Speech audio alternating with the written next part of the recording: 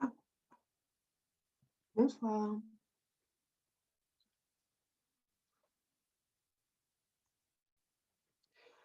Aujourd'hui, c'est le troisième jour de ce séminaire biblique. Merci d'être présent.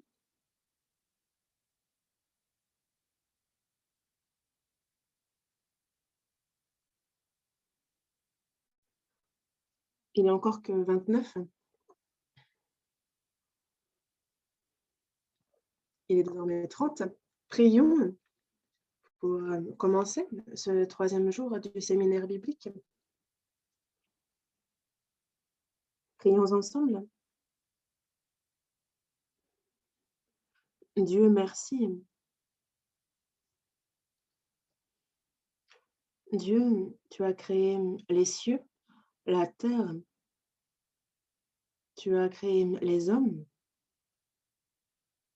et tu leur as permis de vivre sur cette terre et pour cela, tu as accordé toutes les conditions nécessaires à la vie sur terre.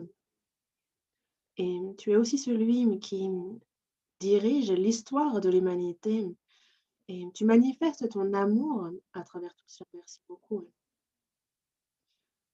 Merci pour ce temps que tu nous accordes de pouvoir étudier ta parole. Merci sincèrement. Dieu,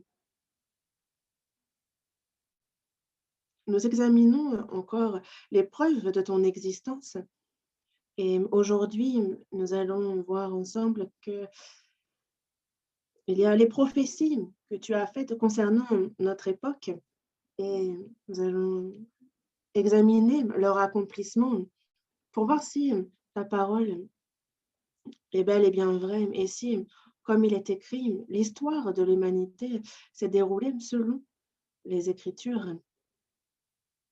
Et quand nous examinons toutes ces preuves, accorde-nous une foi ferme, c'est notre souhait ardent.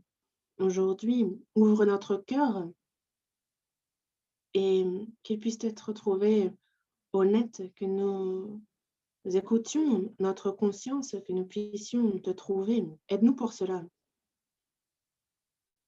Accorde-nous un cœur qui te reconnaisse comme seul vrai Dieu. Toutes choses, nous les confions entre tes mains, toi qui es le Créateur tout-puissant. Garde aussi la bouche du prédicateur imparfait, que ta parole de vérité puisse être la seule à être prêchée, mais qu'elle le soit droitement. Aide-nous. Nous avons prié au nom du Seigneur Jésus-Christ en le remerciant. Amen. Ce troisième jour du séminaire biblique, nous le commençons avec l'Évangile selon Luc. Évangile selon Luc, chapitre 13.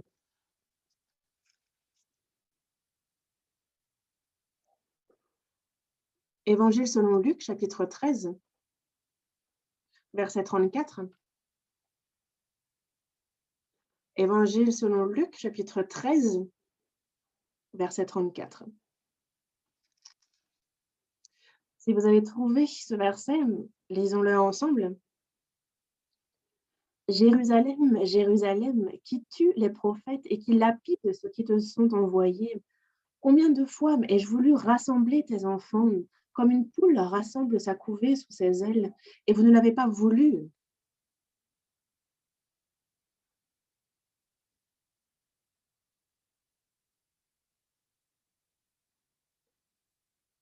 Jésus parle directement ici. Jérusalem, Jérusalem, il s'adresse au peuple d'Israël. Et avant que Jésus ne vienne, Dieu a accordé un grand nombre de prophètes que les Juifs ont tués. Ils les ont lapidés, ils les ont frappés. Et c'est de nombreux prophètes que les Juifs ont tués.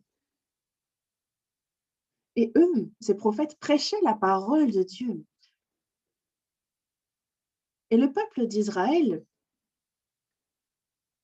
quand il tue les prophètes, justement, et qu'ils s'en prennent donc à la parole de Dieu, c'est qu'ils vont donc à l'encontre de sa parole, alors que eux sont le peuple choisi par Dieu. Et on les voit qui désormais sont contre lui. Et dans l'histoire du peuple d'Israël, on voit de nombreuses fois où ils se sont donc tenus en ennemis de Dieu. Et Dieu dit, combien de fois ai-je voulu vous rassembler? J'ai voulu rassembler mes enfants comme une poule rassemble sa couvée sous ses ailes. Afin de faire quoi? Sous les ailes, on protège, n'est-ce pas? C'était afin de les protéger, afin de nourrir ces poussins, de nourrir ces progénitures. Et donc, Dieu, c'est un peu comme une poule. Il voulait rassembler ses poussins sous ses ailes, prendre soin de son peuple d'Israël, et il souhaitait les rassembler. Combien de fois ai-je voulu rassembler tes enfants? On ne compte même plus le nombre de fois. Mais vous ne l'avez pas voulu. Le peuple d'Israël ne l'a pas voulu.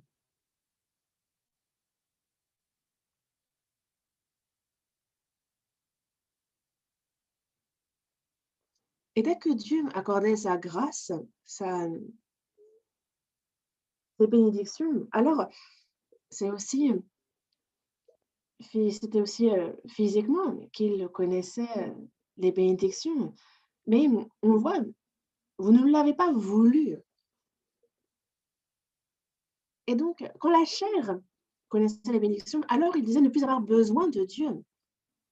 Et il se tournait vers, non pas Dieu, le Créateur, non pas vers le seul vrai Dieu, mais il commençait à servir Baal, à servir Astarté, les idoles. Et c'est pour cela que Dieu dit au peuple d'Israël, combien de fois ai-je voulu rassembler tes enfants, mais vous ne l'avez pas voulu. Qu'est-ce que le salut? Le salut ne peut pas être une simple connaissance, ce n'est pas de la science, c'est le fait de retourner à Dieu. Donc au final, c'est retourner à Dieu. Le peuple d'Israël a tourné le dos à Dieu. Pour quelle raison Dieu sauva le peuple d'Israël? Afin qu'ils désormais se retournent vers lui, qu'ils se détournent de leur voie, et il les appelle à le rejoindre, à venir à lui, à revenir à lui. Le salut, c'est ça, c'est retourner à Dieu. Comment retourne-t-on à Dieu? Dieu me donne sa parole. Et dans ces cas-là, on écoute sa parole. Et nos mauvaises actions, on s'en détourne, on s'en repent. Le peuple d'Israël a dû pécher. Et pour retourner à Dieu, il faut régler ce problème du péché que ce peuple a commis. C'est pour ça que la voie du salut, c'est écouter la parole de Dieu, se repentir, résoudre le problème du péché et retourner à Dieu. Dieu est celui qui rassemble. Comme la poule rassemble sa couvée sous ses ailes. Combien de fois ai-je voulu rassembler tes enfants comme une poule rassemble sa couvée sous ses ailes? Mais le peuple d'Israël ne l'a pas voulu et ils ont tué les prophètes que Dieu envoyait. Il les a lapidés. Ils les ont lapidés. Et au cours de l'histoire, on voit le peuple d'Israël qui ne cesse de pécher. Voyons dans Luc chapitre 20. Évangile selon Luc chapitre 20, le verset 10 et le verset 11. À partir du verset 9, il se mit ensuite à dire au peuple cette parabole. Un homme planta une vigne, la ferma à des vignerons et quitta pour longtemps le pays. Et ici, on a donc on a un homme, n'est-ce pas, ici, donc le propriétaire de cette vigne. Et cet homme, c'est Dieu. Et on a les vignerons. Donc on a affermi la vigne aux vignerons, donc on leur a confié. Et les vignerons désignent le peuple d'Israël. Et c'est pour ça que C'est une parabole qu'il prend ici. Il y a donc un homme qui plante une vigne, qui l'a fermée à des vignerons. Et donc Dieu a confié le salut au peuple d'Israël. Et donc on voit que cet homme, il part pour longtemps dans un pays, il part longtemps du pays. Et dans le verset 10, au temps de la récolte, il envoya un serviteur. Ce serviteur désigne les prophètes que Dieu envoya vers les vignerons pour qu'ils lui donnent une part du produit de la vigne. Les vignerons le battirent et le renvoyèrent à vide. Il envoya encore un autre serviteur. Ils le battirent, l'outragèrent et le renvoyèrent à vide. Verset 12. Il en envoya encore un troisième, et ils le blessèrent et le chassèrent. Le peuple d'Israël a agi ainsi vis-à-vis des prophètes. Dieu envoie ses prophètes. Il en a envoyé un grand nombre. Dans l'Ancien Testament, il est écrit beaucoup de choses. Et tout ce qui est écrit, c'est ce que les prophètes ont écrit. Dieu a envoyé ses prophètes encore et encore. Il a à travers eux donné sa parole afin qu'ils reviennent à lui, afin qu'ils se repentent. C'était le souhait de Dieu. Et le peuple d'Israël, lui, a lapidé les prophètes, il les a tués. Et du verset 13 au verset 15, regardons ces versets. Le maître de la vigne dit, que ferai-je? Désormais, Dieu s'interroge aussi. Comment faire? Que ferai-je? J'enverrai mon fils bien-aimé. Peut-être auront-ils pour lui du respect. Dieu aussi se dit que, si j'envoie Jésus-Christ, alors il décide d'envoyer Jésus-Christ, il se dit, ils le recevront, c'est mon fils. J'enverrai mon fils bien-aimé. Peut-être auront-ils pour lui du respect, puisqu'il est le fils du propriétaire de la vigne. Et donc, ils ne vont pas pouvoir frapper le fils comme ils frappèrent les serviteurs.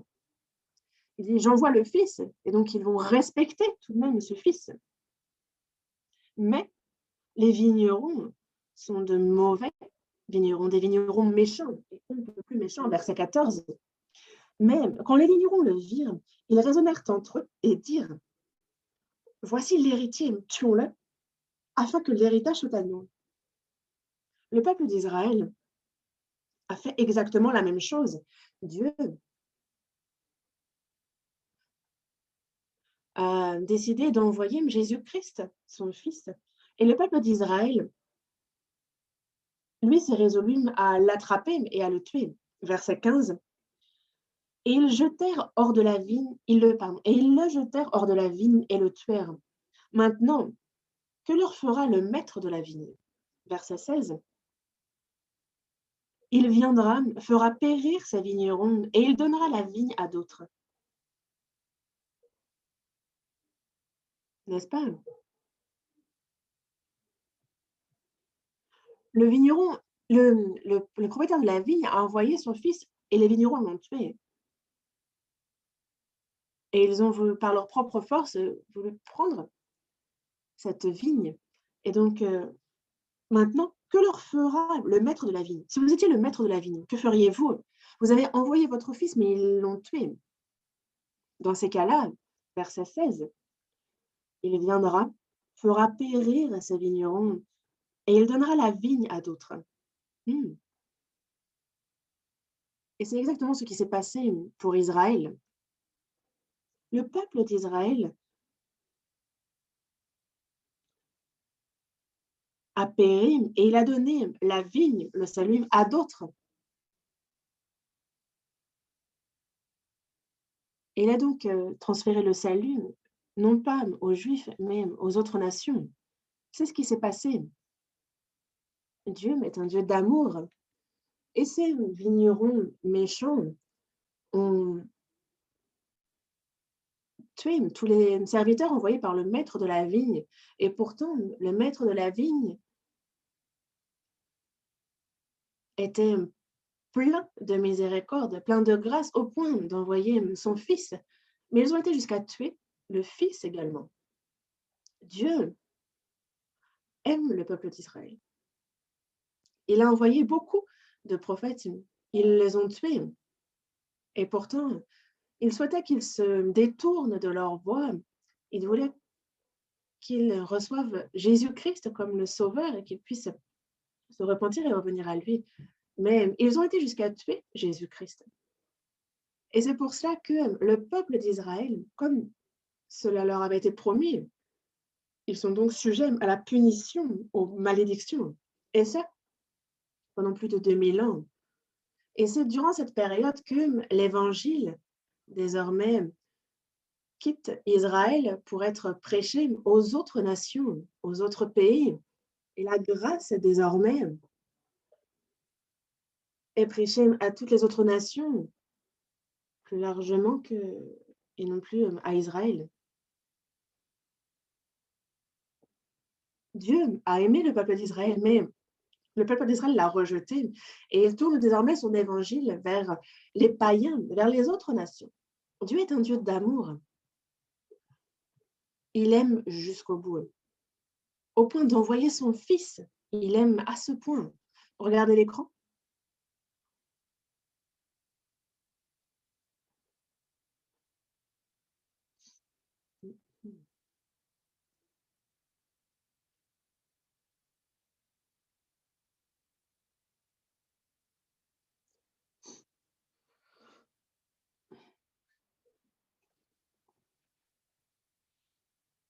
Dieu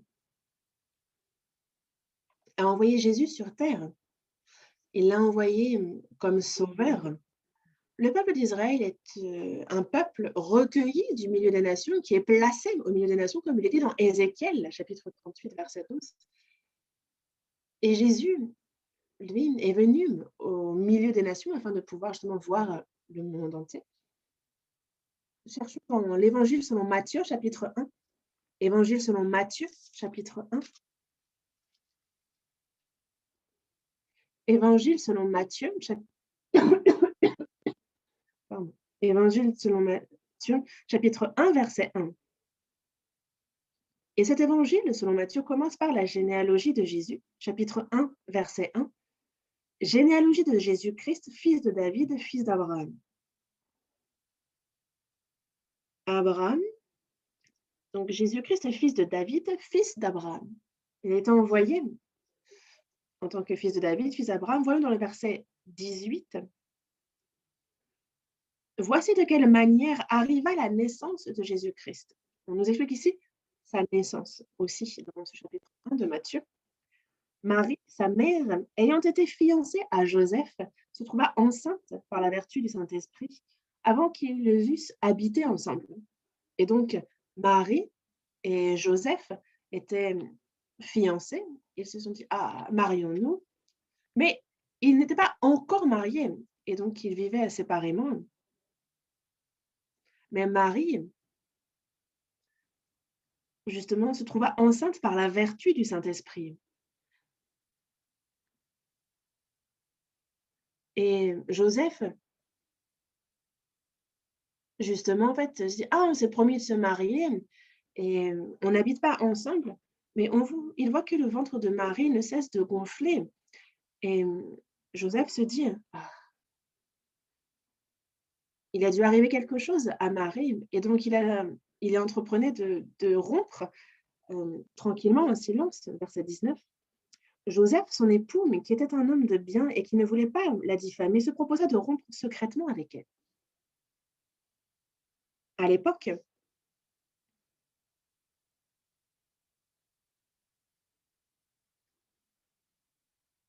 de coucher avec un inconnu, avec un autre homme, c'était commettre l'adultère.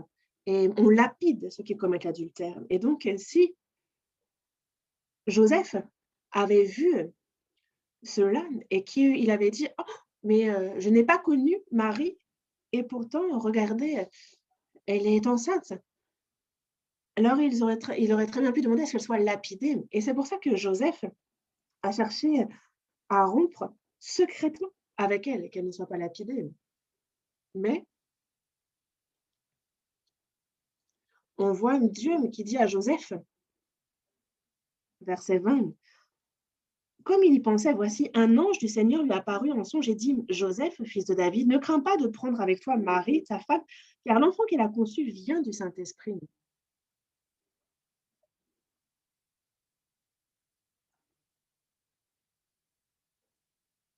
Et c'est pour ça que Dieu explique à Joseph tout ce qui s'est passé. Et dans le verset 21, il dit, elle enfantera un fils et tu lui donneras le nom de Jésus. C'est lui qui sauvera son peuple de ses péchés.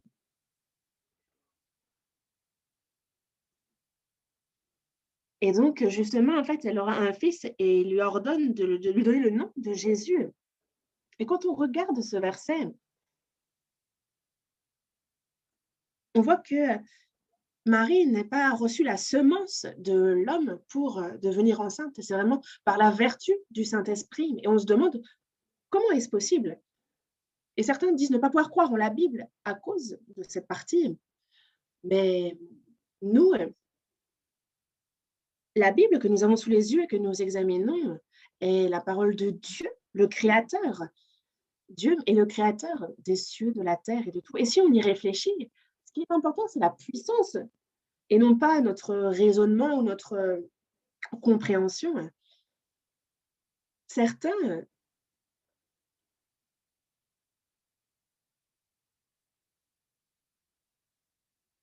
regardez par exemple, certains dépassent justement l'entendement dans ce qu'ils font, que ce soit certains riches ou des fois on se demande: «Ah, ceux qui,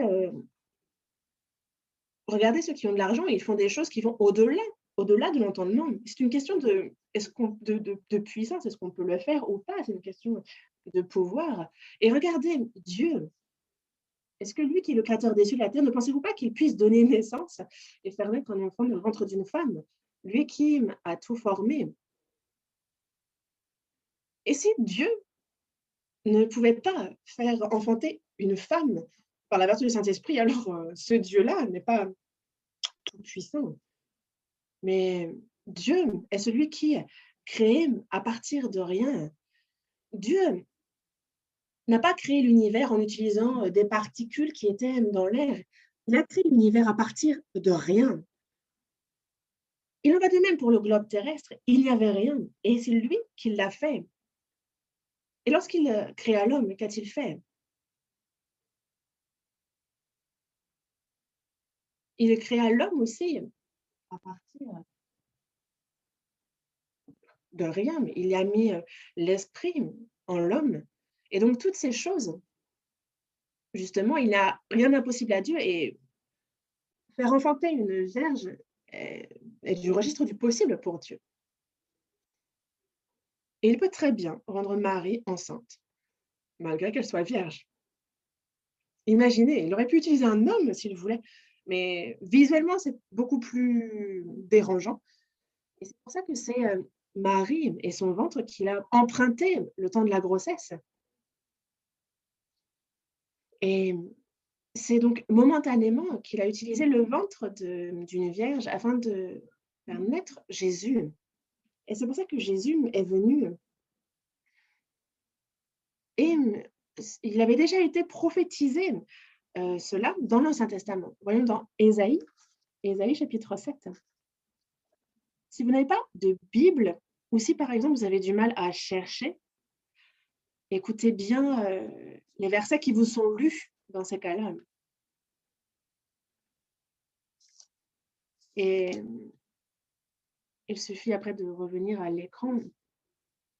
Mais il est important de bien écouter. Ésaïe chapitre 7, verset 14. Ésaïe chapitre 7, verset 14.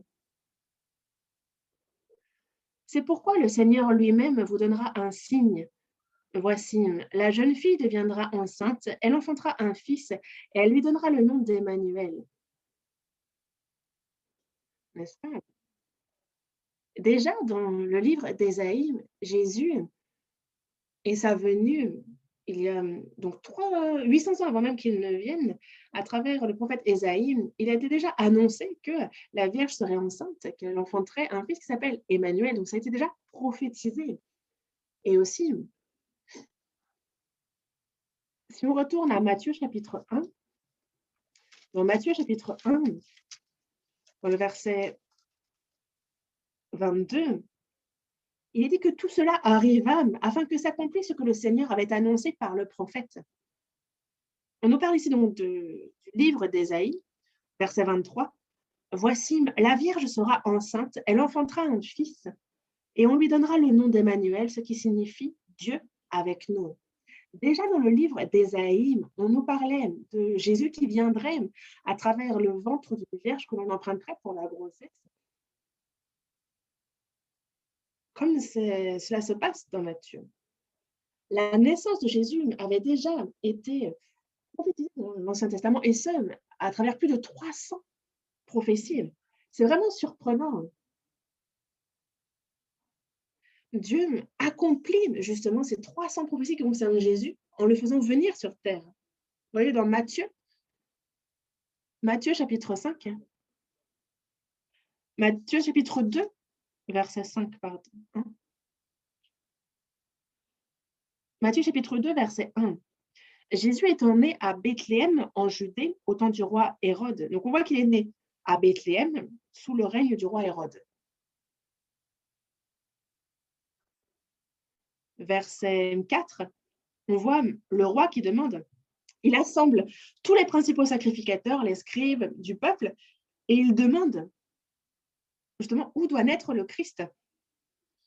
Et les Juifs le savent très bien. Pourquoi? Parce qu'ils connaissent bien la Bible. Dans le verset 5, ils lui dirent à Bethléem en Judée, à Bethléem, donc on a vu que c'était là où il est né, en Judée, car voici ce qui a été écrit par le prophète. Verset 6. Et toi, Bethléem, terre de Juda, tu n'es certes pas la moindre entre les principales villes de Juda, car de toi sortira un chef qui paîtra Israël, mon peuple. Et ça est écrit aussi dans Michée, chapitre 5, verset 2. Michée, on cherche dans Michée, chapitre 5, verset 2.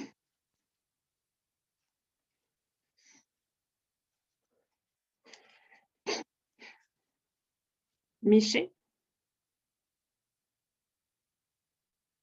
chapitre 5, verset 1. Michée, c'est juste après Jonas. Jonas. Chapitre 5, verset 1. Michée, chapitre 5, verset 1. Et toi, Bethléem, Ephrata, petite entre les milliers de Juda, de toi sortira pour moi celui qui dominera sur Israël et dont l'origine remonte au temps ancien, au jour de l'éternité. Ici, ce verset, n'est-ce pas, est celui que l'on cite dans le passage qu'on a lu dans Matthieu chapitre 2, n'est-ce pas? La naissance de Jésus avait été prophétisée précisément dans l'Ancien Testament. Et ces prophéties s'accomplissent à travers la naissance même de Jésus. Mais dans Michée chapitre 5, verset 1, qu'est-ce qu'il est dit de Jésus? Que c'est de Bethléem, d'Ephrata, que justement Jésus sortira. Et on nous présente Jésus comme étant, on dit que l'origine de Jésus remonte au temps ancien. Et donc on nous annonce bien ici que Jésus est Dieu. Et c'est comme ça qu'on nous présente Jésus dans Michée. Jésus,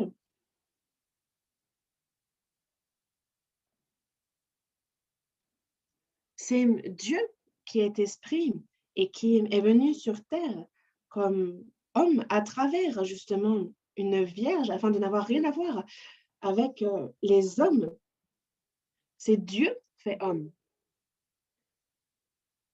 Il est né en accomplissant par sa naissance 300 prophéties qui le concernaient. Et comme tout homme, il a grandi. Ici, on est dans Ésaïe, chapitre 9, verset 5. Et il dit qu'un enfant nous est né. Et un fils nous est donné. La domination reposera sur son épaule. Donc, on parle qu'il régnera. On l'appellera admirable, conseiller, Dieu puissant. Dieu puissant. C'est ainsi que l'on parle de Jésus, qu'il est un Dieu puissant, Père éternel, Prince de la paix. Jésus-Christ est Dieu lui-même. Et c'est ce dont nous parle Michée, chapitre 5, verset 1. On regarde de nouveau ce verset. Et toi, Bethléem, Ephrata, petite entre les milliers de Juda, de toi sortira pour moi celui qui dominera sur Israël et dont l'origine remonte au temps ancien, au jour de l'éternité.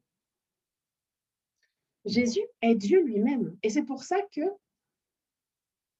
il a ouvert les yeux des aveugles, il a redonné vie aux morts. Et que lorsqu'il dit à un mort, sors, alors le mort sort. C'est un ordre de Dieu. Et donc, il peut très bien redonner vie à un mort. Jésus est Dieu. Il calme le vent, les vagues, les flots. Avec 5 pains et 2 poissons, il nourrit plus de 5000 personnes en multipliant ces pains et ces poissons. Mais les Juifs n'ont pas reçu Jésus. Au contraire, ils l'ont rejeté. Pourquoi? Parce que les Juifs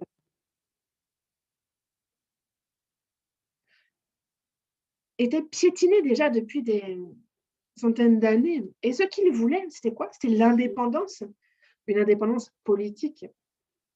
Et c'est pour ça que Jésus, qui accomplit des miracles, des prodiges,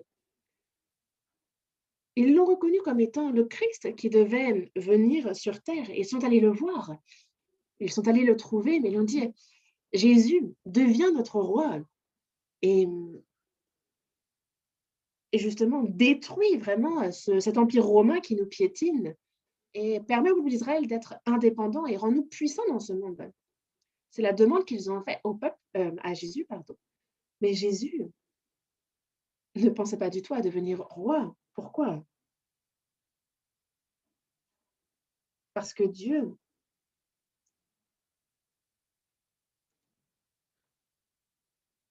souhaite avant tout que l'homme soit sauvé et entre dans le royaume des cieux. C'est la volonté de Dieu parce que on peut très bien connaître le succès, être riche charnellement, mais cela n'est dans rien si on finit en enfer. C'est pour cela que Dieu souhaite qu'en priorité, ce soit notre âme qui soit sauvée, que ce soit notre âme qui prospère. Et c'est pour ça qu'il envoie d'abord Jésus pour le salut des âmes. Pour quelle raison envoie-t-il Jésus? Afin qu'il meure à notre place et qu'il règle ainsi le problème de nos péchés, que les hommes puissent voir le problème de leur péché être réglé et qu'ils puissent retourner à Dieu. Et c'est pour cette raison-là que Dieu envoie Jésus pour la première fois. Et Jésus n'est donc pas venu pour être roi comme le veut le peuple d'Israël, afin de conquérir la terre et de rendre le peuple d'Israël puissant. Non. Il est le Messie qui vient pour mourir. Jésus ne souhaitait pas devenir roi et les Juifs sont donc déçus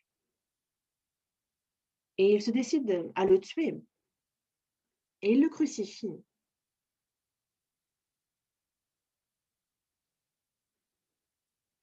La promesse a été faite, on l'a vu hier. Si on obéit à la parole, on est béni. Et si on désobéit, on est maudit.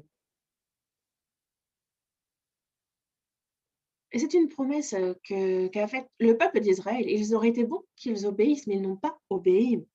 Ils ont désobéi et ont crucifié Jésus.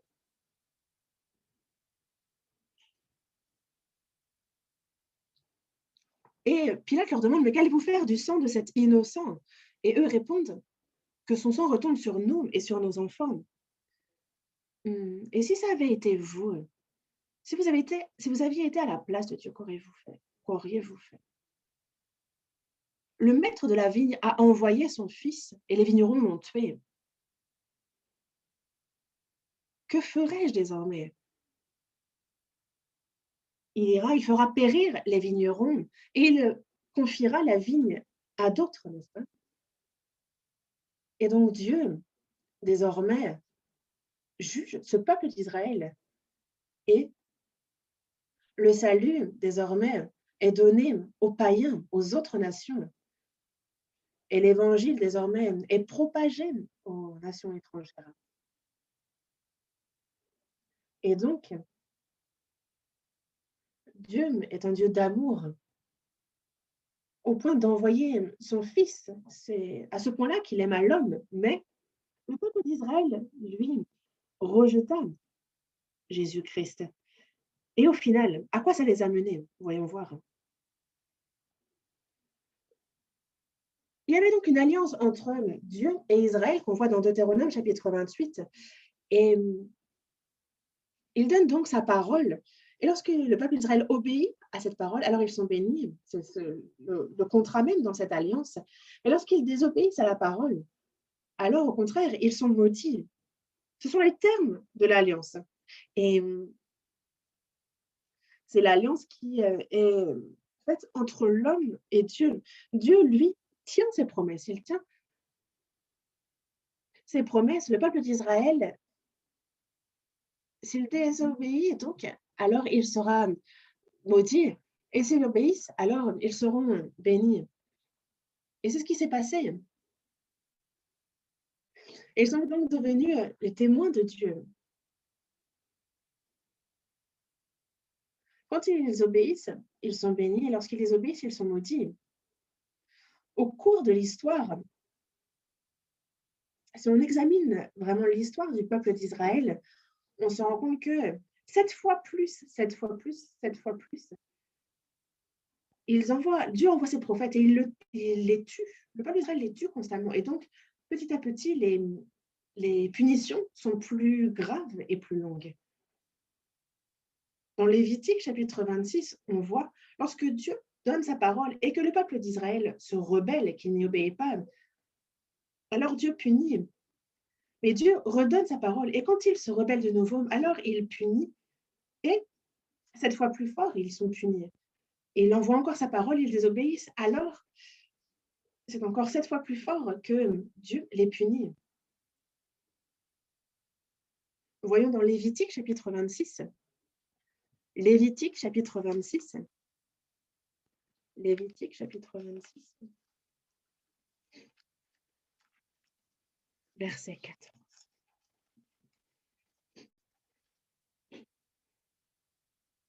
Lévitique chapitre 26, verset 14. Mais si vous ne m'écoutez point et ne mettez point en pratique tous ces commandements, verset 15, si vous méprisez mes lois et si votre âme a en horreur mes ordonnances, en sorte que vous ne pratiquiez point tous mes commandements et que vous rompiez mon alliance. Verset 16, voici alors ce que je vous ferai. J'enverrai sur vous la terreur, la consomption et la fièvre qui rendront vos yeux languissants et votre âme souffrante, etc. Et en fait, on voit donc que on voit que le peuple d'Israël méprise la parole de Dieu. Et il y a les hommes qui disent, je ne veux pas que Dieu intervienne dans ma vie, je ne veux pas que le Seigneur intervienne dans ma vie, je ne veux pas qu'il fasse quoi que ce soit, et donc ils le rejettent. Et c'est pour ça que les peines dans ce monde se multiplient au cours de notre vie. Verset 18. Si malgré cela, parce qu'ils ont été punis, si malgré cela, vous ne m'écoutez point, je vous châtierai 7 fois plus pour vos péchés.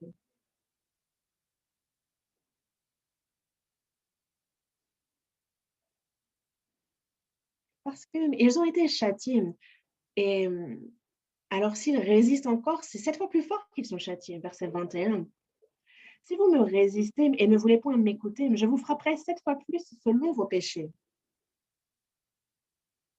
Encore 7 fois plus fort, n'est-ce pas? Verset 23. Si tes châtiments ne vous corrigent point, et si vous me résistez, je vous résisterai aussi, et je vous frapperai 7 fois plus pour vos péchés.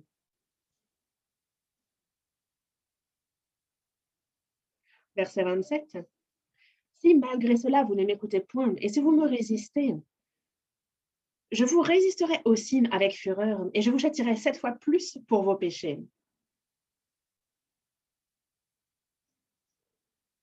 Au cours de l'histoire du peuple d'Israël, on regarde les châtiments, et c'est toujours, ils s'aggravent, et c'est 7 fois plus grave à chaque fois.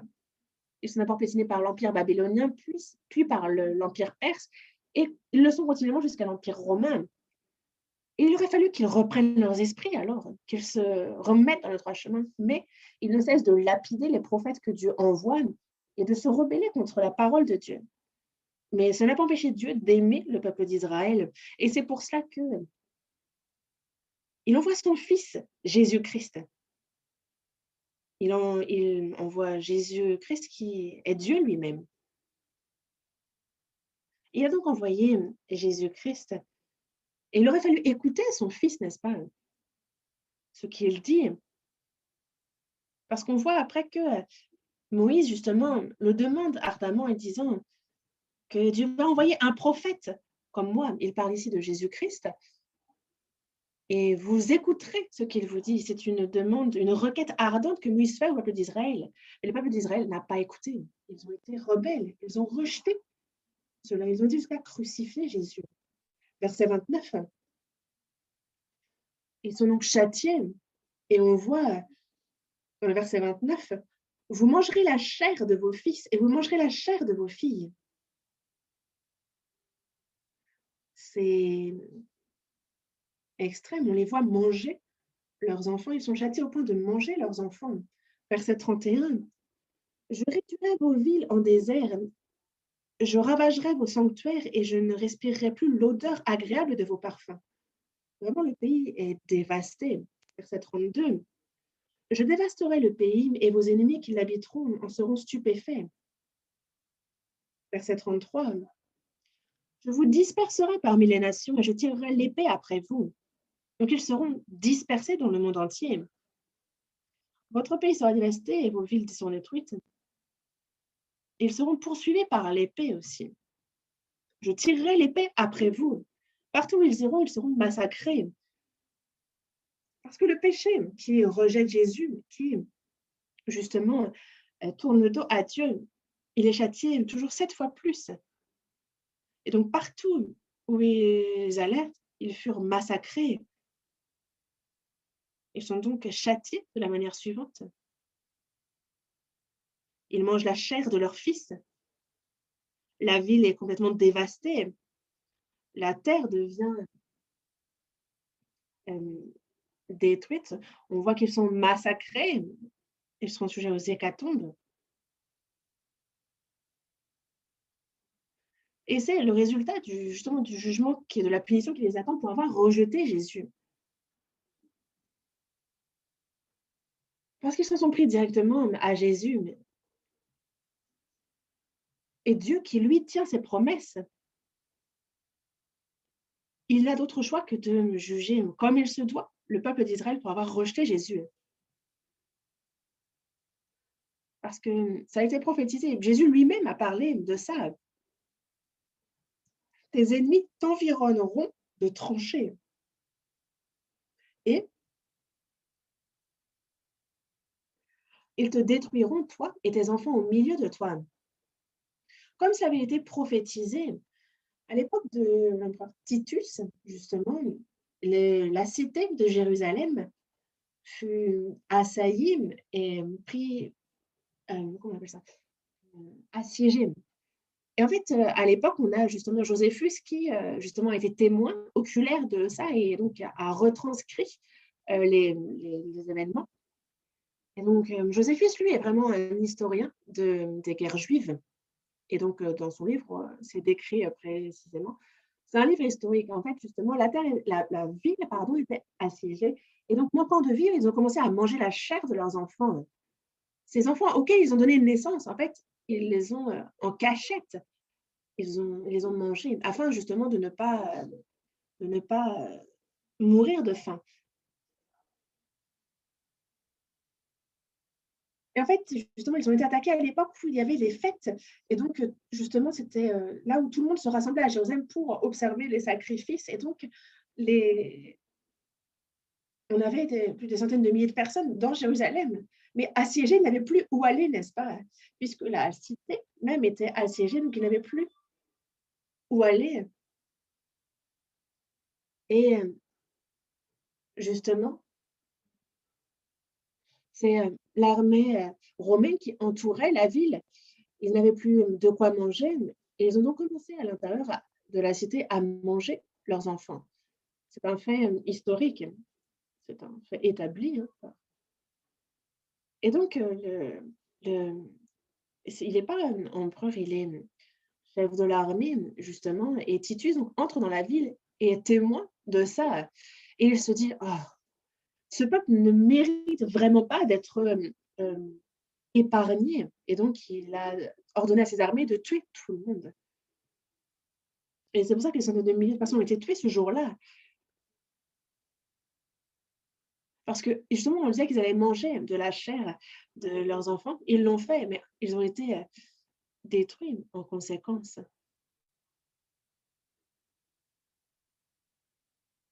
Et justement, en fait, en général, on épargne normalement les femmes enceintes, mais ce jour-là, même les femmes enceintes, justement, ont été tuées. Et sous l'empereur Adrien, sous cet empereur, on avait, encore justement l'empereur qui, dit qu'il n'y a aucun juif qui peut vivre dans l'Empire romain, et donc dans Jérusalem, il fait partir en exil 58 000 juifs, leur disant qu'ils ne peuvent plus vivre à Jérusalem. Et il est dit: «Je me disperserai parmi les nations». Ça s'est réellement passé.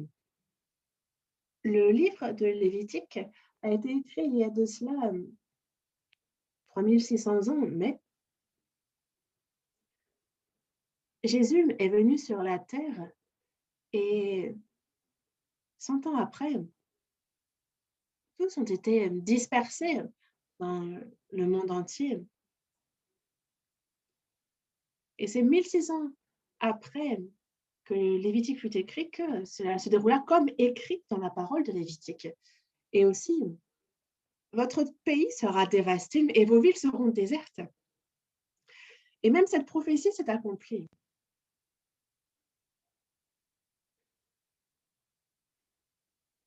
Une maison où il n'y a plus de maître, alors elle se détériore, vraiment elle est détruite. Et il en allait de même avec le territoire d'Israël.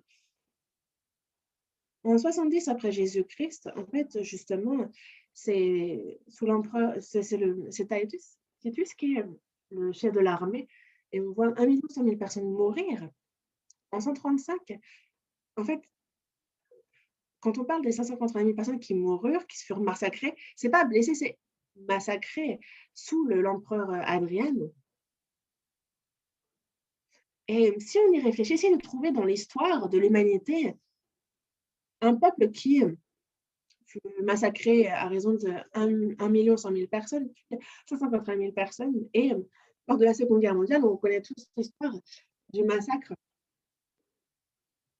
justement, des 6 millions de Juifs. On a vu aussi la peste qui a fait des ravages aussi.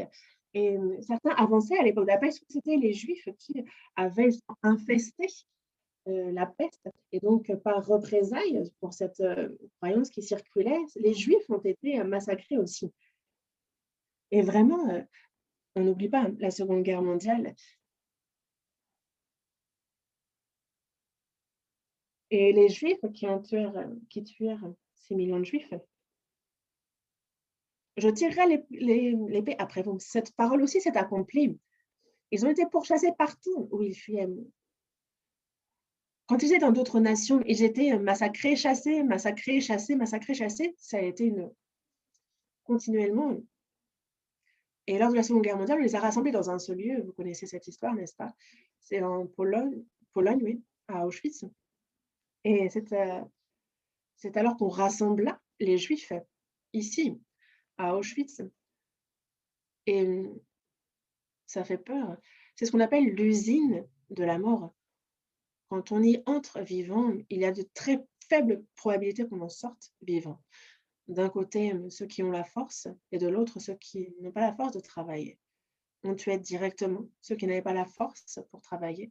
Et ceux qui avaient la force s'occupaient de gérer les cadavres de ceux qui ont été tués parce qu'ils n'avaient pas de force.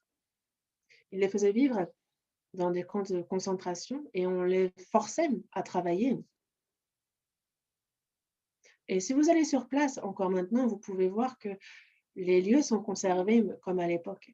C'est juste à côté. À la fin de la Covid, rendez-vous sur place et vous verrez qu'ils ont conservé les lieux tels quels. Et ça, c'était donc à l'intérieur des baraques. Et comment est-ce que des hommes peuvent vivre ici? Mais regardez, cet homme dans le cadre, c'est Elie Wiesel et c'est un survivant des camps. À l'époque, il a justement écrit sur, sa vie dans les camps. Il a obtenu le Nobel de la paix, le prix Nobel de la paix. Il est, décédé il y a peu et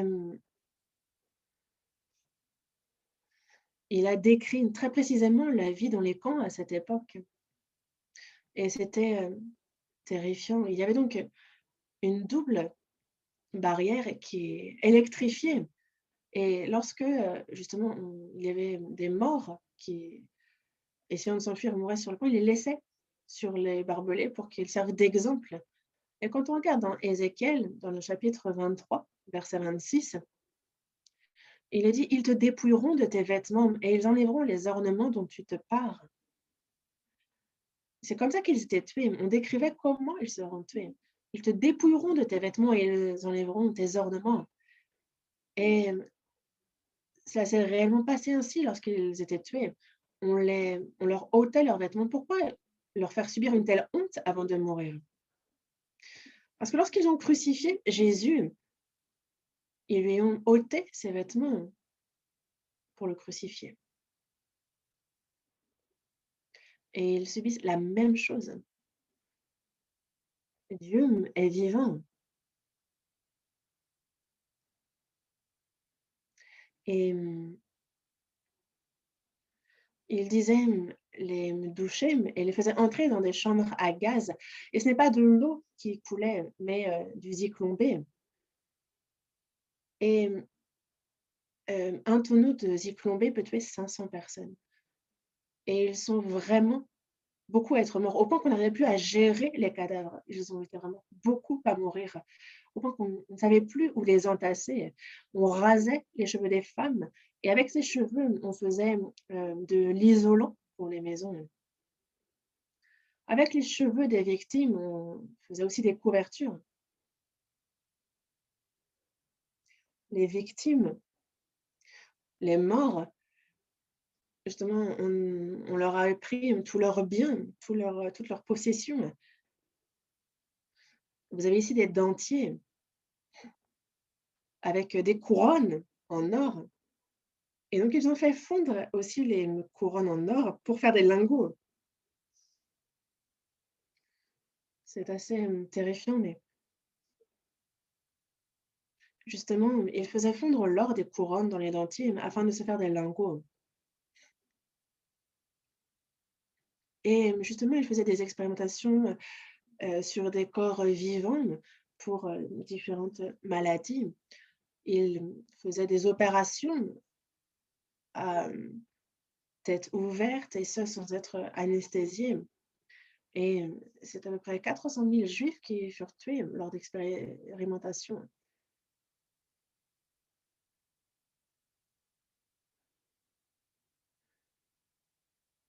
et justement, en fait, l'Allemagne a perdu et ils ont dû fuir et ils n'ont pas pu, faire le ménage, ils n'ont pas pu, s'occuper des cadavres avant de partir. Ils sont partis à la hâte et les Juifs disent bien: «Ah, les Allemands ont tué 6 millions de Juifs.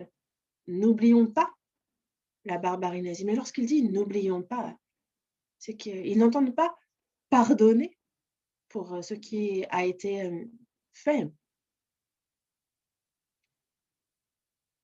Il grince des dents vis-à-vis de toutes les nations. 6 millions d'entre nous sont morts et donc, tenez-vous prêts. Regardez le Israël s'est beaucoup fortifié depuis et ils ont désormais à cœur de gouverner ce monde. 6 millions de Juifs environ sont morts. Ils ont grandement souffert et ils ont à cœur de se venger. Mais quand on a il y a un enseignement que nous devons tirer du massacre des Juifs. Dans Luc chapitre 23, verset 31, Jésus dit: «Car si l'on fait ces choses au bois vert, qu'arrivera-t-il au bois vert? Au bois sec, pardon». Le bois vert, c'est le peuple d'Israël, le peuple choisi par Dieu. Et le bois sec, c'est donc tous les païens, toutes les nations étrangères, donc toutes les nations hormis le peuple d'Israël. Le bois vert ne s'enflamme pas bien, mais le bois sec, lui, s'enflamme très rapidement. Donc voyez ce que Dieu a fait pour Israël lorsqu'il désobéissait. Regardez ce qu'il a fait au bois vert qui pourtant ne s'enflamme pas bien. Mais alors, nous qui sommes les nations païennes, nous qui sommes le bois sec, si nous rejetons Jésus, imaginez ce qui nous attend. Qu'est-ce qui va nous arriver si nous, le bois sec, nous rejetons Jésus? Il faut que nous puissions écouter Dieu qui nous appelle, qui nous dit de revenir à lui. Nous ne pouvons pas, nous ne devons pas rejeter Jésus-Christ. Et Dieu est un Dieu d'amour avant tout. Mais lorsque l'on rejette Dieu, lorsque l'on se rebelle contre Dieu, Dieu devient un Dieu de jugement. Il est un Dieu de justice vis-à-vis du péché, car Dieu est le péché. Et il juge le péché, et ça sans faute. Regardez le peuple d'Israël pour avoir rejeté Jésus, comment ils ont été traités. Mais Dieu est aussi un Dieu de pitié, même s'il juge, même s'il juge, si la personne se détourne, si elle se repent, si elle retourne à Dieu, alors il pardonne et accueille la personne. Israël, qui avait été complètement détruit, est aussi un Dieu de guérison. Il a rétabli Israël, c'est important. Dieu est un Dieu d'amour, certes, mais ça ne veut pas dire pour autant qu'il va jusqu'à pardonner le péché et laisser passer le péché. Non, Dieu juge et se coûte que coûte le péché. C'est un Dieu de justice vis-à-vis du péché. Et donc, il incarne la justice et l'amour. Mais Dieu, à ceux qui se repentent, à ceux qui reviennent à lui, il les guide au salut et il devient le Dieu de guérison. Et c'est pour cela que c'est sur quoi il insiste constamment vis-à-vis du peuple d'Israël, il les invite à revenir à lui. Repentez-vous et revenez à moi. Et donc, en son temps, Dieu aussi rétablit le peuple d'Israël et cette nation qu'il avait détruite. Dieu me dit de revenir. Voyons dans Osée, chapitre 5, c'est juste après Daniel. Osée, chapitre 5.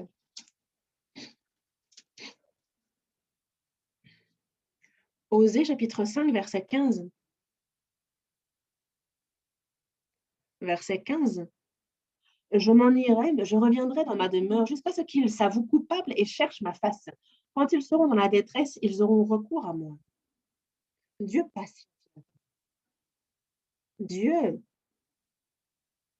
attend ardemment, justement, qu'on cherche sa face.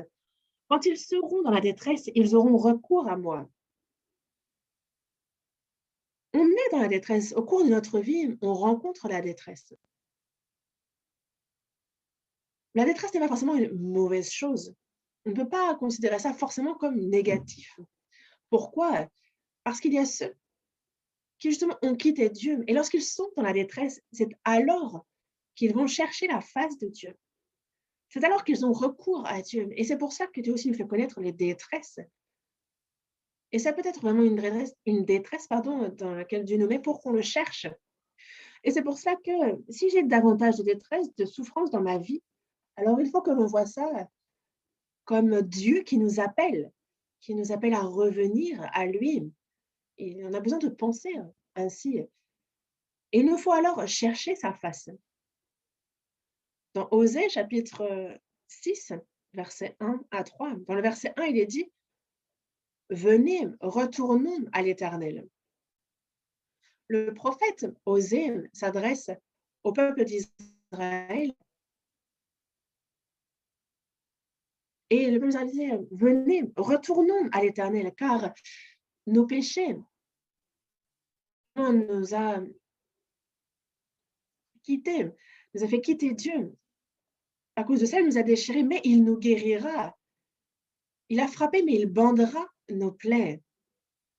Dieu nous rétablira. Il est le Dieu de guérison. Et c'est vraiment Jéhovah, Rapha, il est vraiment le Dieu de guérison. Dans le verset 2, il nous rendra la vie dans 2 jours. Le 3e jour, il nous relèvera et nous vivrons devant lui. Il nous relèvera dans 2 jours. Donc c'est le 3e jour, il nous relèvera. Et donc si on retourne à l'Éternel, alors en un jour, il nous relèvera et nous vivrons devant lui. Verset 3.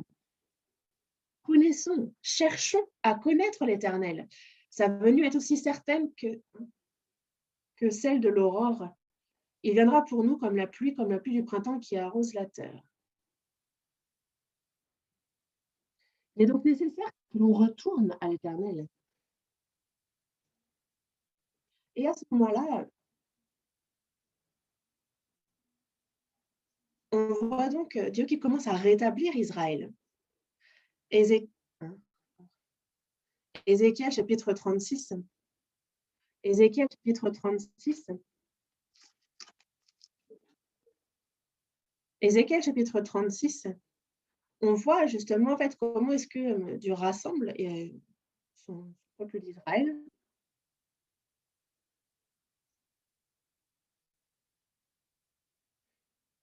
Et Ézéchiel a été écrit il y a de cela 2800 ans. Et donc on prophétise il y a 2800 ans sur, certes, Israël qui a été complètement détruite, mais qui sera rétablie. Et on explique comment elle sera rétablie. C'est prophétisé sur comment. Et comme cela a été prophétisé dans Ézéchiel, à notre époque, on voit justement que le peuple d'Israël est rétabli selon les Écritures. Et donc, si on constate justement que ça se passe, ce qui est écrit, alors on peut se dire que c'est bel et bien la parole de Dieu, car nul ne peut prophétiser une telle chose 2800 ans auparavant et que ça s'accomplisse. Si ça s'accomplit vraiment, c'est bel et bien Dieu, Dieu qui est le Créateur et celui aussi qui est tout-puissant pour diriger l'histoire de l'humanité. Ézéchiel 36, verset 24. Je vous retirerai d'entre les nations, je vous rassemblerai de tous les pays et je vous ramènerai dans votre pays. Le peuple d'Israël, justement, fut dispersé, mais il a dit rassembler de nouveau son peuple dans la terre qu'il leur avait promise. Et c'est Dieu qui annonce cela à l'avance. Regardez ici. En 70 après Jésus-Christ, on voit que le pays est complètement détruit sous l'empereur Adrien. Et donc, tout le peuple est dispersé dans le monde entier. Et c'est en 1948 que, il y a 70 ans, c'est le 14 mai 1948 que le peuple d'Israël déclare son indépendance.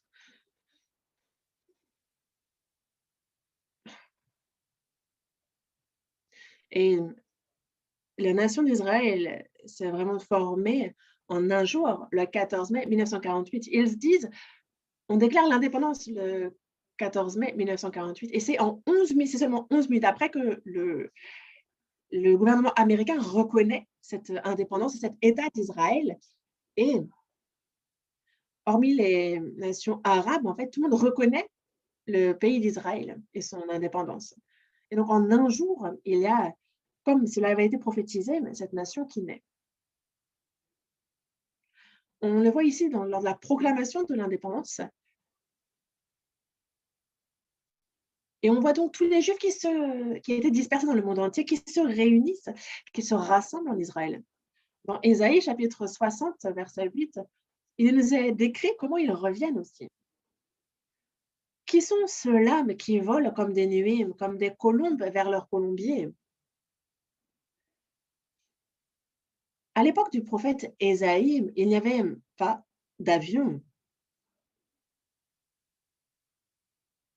Mais Dieu a expliqué le retour du peuple d'Israël, leur disant qu'ils reviendraient, qu'ils voleraient comme des nuées, comme des colombes vers leur colombier. Il n'avait pas le mot avion, puisque les avions n'existaient pas, et donc ils ont plus qui était similaire, comme des colombes vers leur colombier. Et justement, maintenant on a des avions, donc on pourrait dire, mais quand on regarde ça, ça nous rappelle vraiment la colombe qui retourne à son colombier. Ils volent vraiment, et c'est donc comme ça qu'ils rentrent. Dans Isaïe, chapitre 43, verset 5, on décrit également leur retour. On voit que je ramènerai de l'Orient, je rassemblerai de l'Occident. Donc, il n'y a aucun obstacle pour leur retour concernant ceux qui rentrent de l'Orient, de l'Occident, que ce soit les États-Unis, que ce soit l'Europe, il n'y a aucun problème. Aucun problème pour ceux qui rentrent de Chine, ceux qui rentrent du Japon, etc. Mais par contre, je dirais au septentrion donne, car le septentrion retient, parce qu'il tient, et au midi, il ne retient point. Il retourne donc, et au septentrion, on a la Russie, Moscou, et le peuple d'Israël souhaite revenir, mais la Russie tient.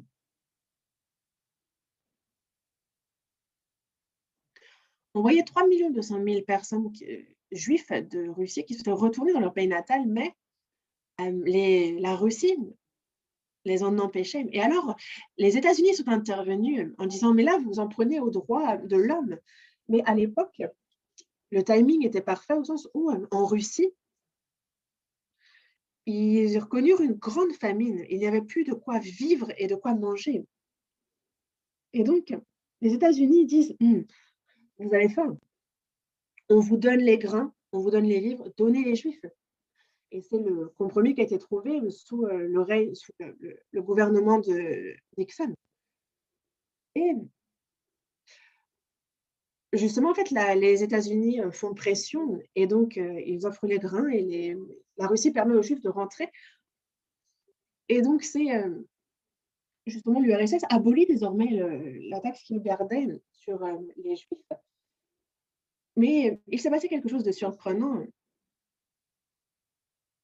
On a justement les, les grandes entreprises de céréales. Il y a 5 grandes firmes pour les céréales. Et donc, on a Cargill, Continental, Dreyfus, donc et André. Et ces 5 grandes firmes céréalières, justement, sont toutes juives. Et justement, elles exercent un lobby fort aux États-Unis. Et c'est justement ces entreprises qui ont fait pression sur l'URSS, elles qui détiennent les céréales, les grains. Et justement, ces grandes firmes céréalières influencent le marché mondial. C'est vraiment elles qui détiennent la grande majorité des transactions. Et donc, elles exercent un lobby fort sur le gouvernement américain et vraiment une forte pression. Alors que les Juifs aux États-Unis représentent que 2% de la population, c'est une population très puissante. Et donc, l'URSS autorise les 400 000 Juifs à quitter le pays. Au Septentrion, il est dit donne. C'est l'ordre de Dieu, donc ils sont forcés de faire ainsi. Et les Juifs, donc, arrivent de retour en Israël. Ils rentrent. Et il est dit au midi, ne retiens point, parce que eux retiennent. Au midi, donc au sud, on a l'Éthiopie. Et c'était un pays ami d'Israël, mais qui s'est devenu tout d'un coup pro-Russie. Et donc, il retenait aussi les Juifs pour qu'ils ne rentrent pas. Et ce qui s'est passé, c'est que on a donc préparé une opération afin de faire partir les Juifs. Et c'est ce qu'on appelle justement une opération. C'est un peu pour que les Juifs noirs quittent l'Égypte, un peu comme la version moderne de l'Exode. Et donc, il y avait cette opération qui s'est mise en place. Et si vous avez l'intérieur d'un avion, ils ont ôté tous les sièges pour pouvoir mettre le plus de personnes possible, pour sauver toujours plus de personnes. Et c'est vraiment l'opération qui a été mise en place, la grande évasion d'Éthiopie. Et donc, dans le Guinness Record, dans le livre des records de Guinness, justement, en fait, on voit que, justement, il y avait 1087 personnes. Donc, c'est le vol qui a contenu le plus de personnes. C'est entré dans le livre des records. Regardez cette vidéo.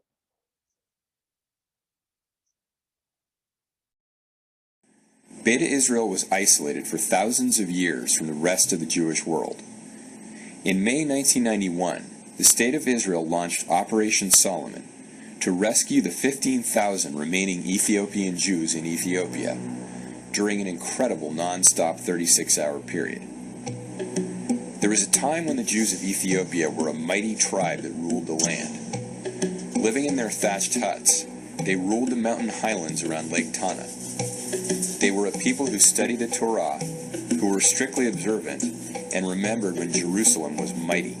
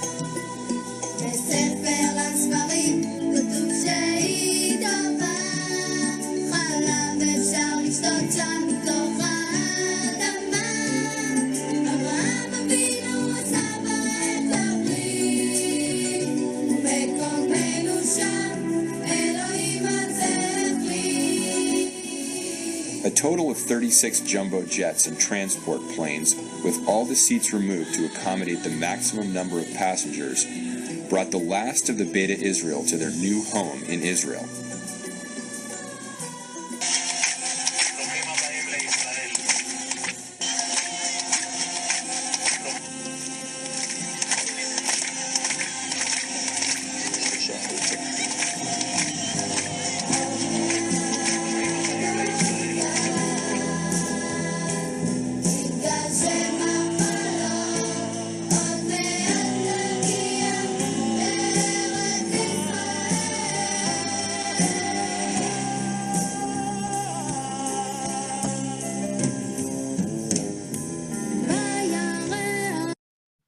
Yeah.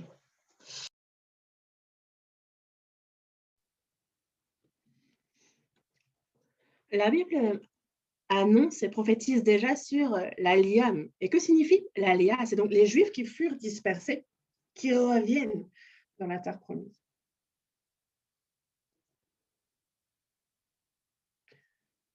Et en 2014, donc, justement, en fait, les actualités ont vraiment transcrit qu'il y était un record qui avait été atteint en 2014 concernant le nombre de Juifs qui rentrent en Israël. Et c'est selon les Écritures que cela se passe.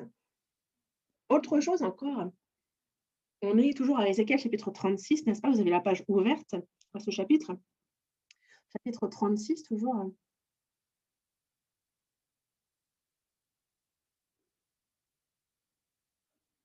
Verset 34. La terre dévastée sera cultivée, tandis qu'elle était déserte aux yeux de tous les passants.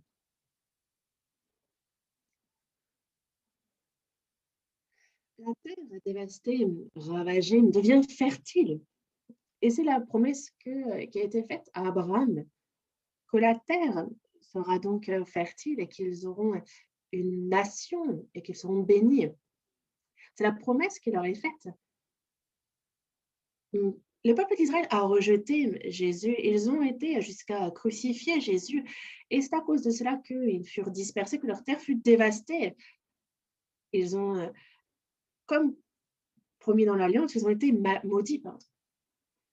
Mais à la fin des temps, Dieu a annoncé et promis de les rétablir. Et les temps arrivés, alors la terre ravagée devient fertile. Et c'est surprenant, mais le peuple qui était dispersé, désormais ressuscite. C'est vraiment la résurrection du peuple d'Israël. Et ils deviennent désormais une nation puissante. Voyons un peu ce qui concerne ces choses. Et l'on dira, cette terre dévastée est devenue comme un jardin d'Éden, et ces villes ruinées, désertes et abattues sont fortifiées et habitées. Cette terre dévastée, ces villes ruinées, désertes et abattues sont devenues fortifiées, habitées, c'est un jardin d'Éden. Et le peuple d'Israël a vraiment été transformé comme ça. Les nations qui resteront autour de vous sauront que moi, l'Éternel, j'ai rebâti ceux qui étaient abattus et j'ai planté ceux qui étaient dévastés. Moi, l'Éternel, j'ai parlé et j'agirai. Lisons ensemble la partie en jaune. Moi, l'Éternel, j'ai parlé et j'agirai.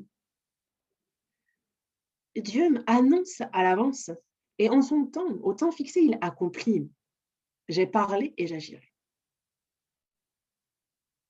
Dieu est le créateur. Il est vraiment surprenant. Continuons. La terre dévastée d'Israël, donc, deviendra comme le jardin d'Éden. Et cette prophétie s'est accomplie. Regardez, il est dit qu'elle sera cultivée. Par cultivée, on entend que cette terre qui était laissée à l'abandon et qui était vraiment dure, ferme, qu'on ne pouvait pas cultiver, en fait, on la défriche, on la rend cultivable de nouveau. Et ils ont vraiment donc augmenté les terres, ce qu'on appelle la SAU, la terre, la surface agricole utile, vraiment la partie que l'on peut justement cultiver.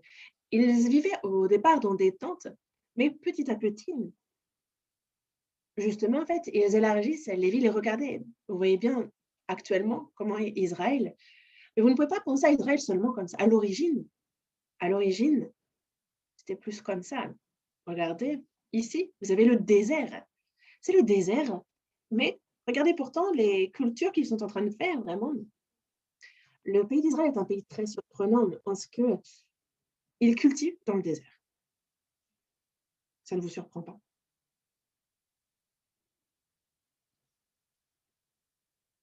Et on voit donc la transformation d'Israël. C'est sous vos yeux. Et si vous allez un peu plus loin, vous voyez, tout est jaune, n'est-ce pas? C'est vraiment une terre dure, incultivable, mais justement, ils sont en train de cultiver cette terre. Ils irriguent avec les arroseurs automatiques. Et c'est vraiment la prophétie d'Ésaïe qui s'accomplit. Le désert deviendra comme le jardin d'Éden. Ils cultivent la terre et on voit le lait, le miel qui coule. Les fruits sont très sucrés. Les fruits d'Israël sont très bons. Les fleurs aussi, désormais, ils exportent les fleurs en Europe. On a aussi les clémentines, les mandarines. Sachez que celles que vous mangez en Europe, 80% viennent d'Israël. Et les fruits d'Israël sont très bons parce qu'ils sont très sucrés. Et la terre, justement, dévastée sera cultivée. Et dans le verset 10, toujours le même chapitre, Ézéchiel, chapitre 36, verset 10, « Je mettrai sur vous des hommes en grand nombre, la maison d'Israël tout entière, les villes seront habitées et l'on rebâtira sur les ruines. » Il a donc dit faire que les villes seront habitées. Regardez comment Israël vit bien maintenant, alors qu'à l'origine, c'était plutôt comme ça. Et donc l'homme a construit, et on voit la transformation c'est le même lieu. C'est surprenant, n'est-ce pas?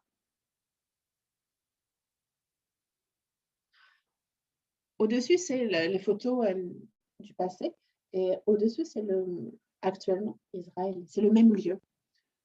Regardez.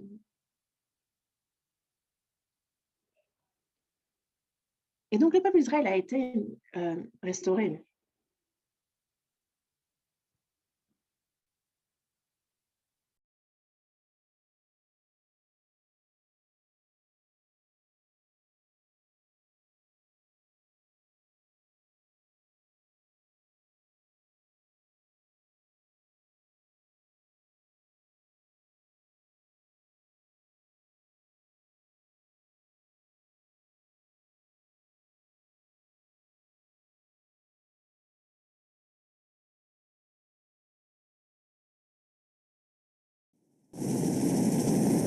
황무지 한 폭판에서부터 한 뼘씩 한 뼘씩 녹지를 만들어 갔다.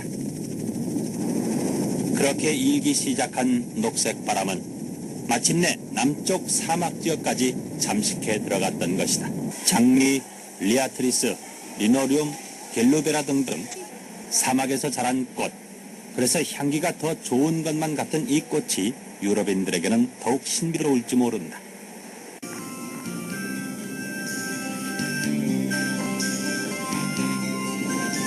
그리고 이 땅에 잘 길들여진 이스라엘 메론.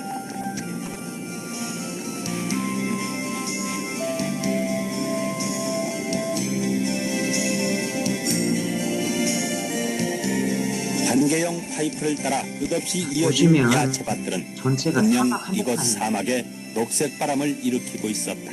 사막에 이렇게 농사를 짓고 있는 거예요. 이스라엘밖에 이런 나라가 없습니다. Il n'y a qu'Israël, justement, qui ait connu ce miracle, et c'est selon les Écritures. On nous parle aussi de cette nation qui, à cause de sa désobéissance, a été dispersée, mais on voit qu'elle a été rassemblée. Et on voit aussi dans Ézéchiel, chapitre 37, la résurrection de ce pays. Et lisez Ézéchiel 37. Pour des questions de temps, on ne va pas aborder ce point-là. Mais ce peuple-là était dispersé dans le monde entier, au point que ils étaient vraiment devenus comme des eaux, ils étaient vraiment peu nombreux, dispersés dans le monde entier. Mais dans Ézéchiel, chapitre 37, verset 11, voyons dans le verset 11, il me dit, fils de l'homme, ces eaux, c'est toute la maison d'Israël. Voici, ils disent, nos eaux sont desséchées, notre espérance est détruite, nous sommes perdus. Donc on parle de ces eaux comme étant de la maison d'Israël. Et tous sont desséchés. Ils disent, notre espérance est détruite, nous sommes perdus. Mais dans le verset 12, prophétise donc et dis-leur, ainsi parle le Seigneur l'Éternel, voici, j'ouvrirai vos sépulcres, je vous ferai sortir de vos sépulcres. Le verset 14 est important, lisons-le ensemble. Je mettrai mon esprit en vous et vous vivrez, je vous rétablirai dans votre pays et vous saurez que moi, l'Éternel, j'ai parlé et j'ai agi, dit l'Éternel.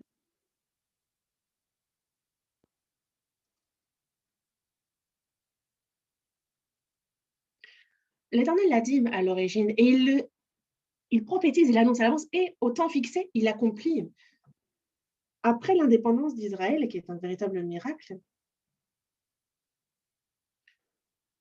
on voit le peuple d'Israël qui se rassemble. Dieu annonce à l'avance et il accomplit. L'indépendance d'Israël est un miracle.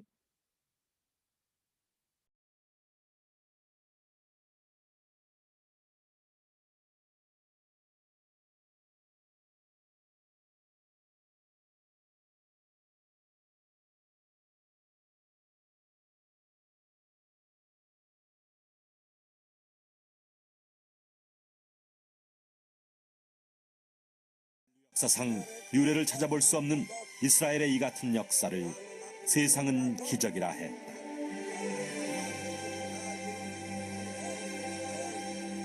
과연 무엇이 이스라엘의 독립을 가능케 했던 것일까?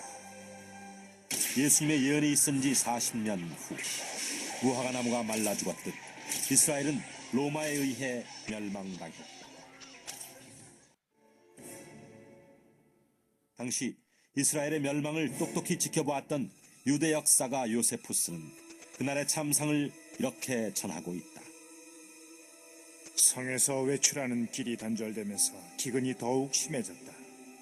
안전의 희망은 끊어졌고 집마다 가족마다 배고픔을 참지 못해 사람을 먹는 끔찍한 일이 발생했다. 실내와 성의 소로에는 온통 어린이와 노인의 시체들, 그리고 죽어가는 여자들로 가득했다.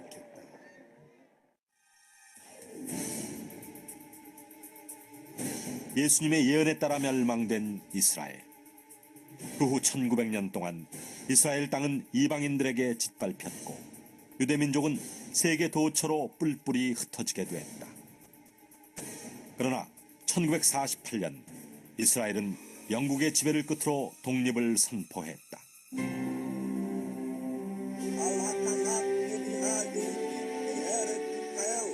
전 세계에 뿔뿔이 흩어져 살던 민족이 1900년 만에 잃었던 나라를 다시 찾은 것이다. 종교인이건 비종교인이건 간에 이스라엘의 독립은 기적이다 얘기를 합니다. 세계 역사상에 한 나라가 망해서 없어졌다가 2000년 만에 조국을 광복한 예가 없습니다. 수많은 사람들은 이스라엘의 독립을 기적이라 했다. 그도 그럴 것이 잃었던 나라를 1900년 만에 다시 세운다는 것은 인류 역사상 유일무이한 이스라엘만의 역사였기 때문이다. 그러나 성경에는 이미 이스라엘의 독립이 예언돼 있었다. 네.